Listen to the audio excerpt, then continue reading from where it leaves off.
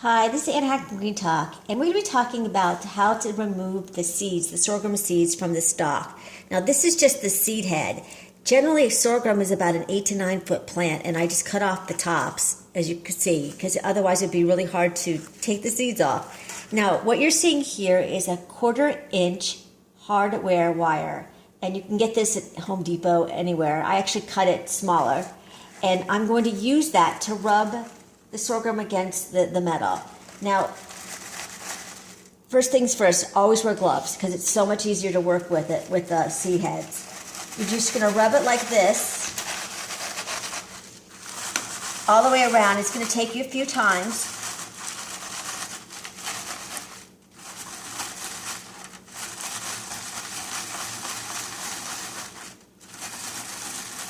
I'm not going to complete it because it will take a little bit longer. It usually takes a couple minutes to do this. They generally look like this when you're done. And the reason why you'll see some sorghum still on there is that it's immature seed and it's just not worth trying to get it off the stalk. You end up getting a lot of the stems and that's just a pain. So when you're done, it looks like this. Now you'll see there are a lot of stems in here that I have to get rid of. You know, you could pick them out, or you could get a thinner, or actually a smaller gauge hardware wire, like 1/16, to run the seeds through. So these things will end up on top. See how there's some already on top?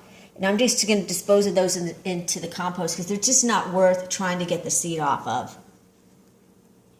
So that's how I basically take the sorghum off the seed heads. Sorghum, so that you know, I forgot to say at the beginning, is usually used with gluten-free baking. It is a quasi grain, and it's really delicious. Now, the grain is actually inside the seed.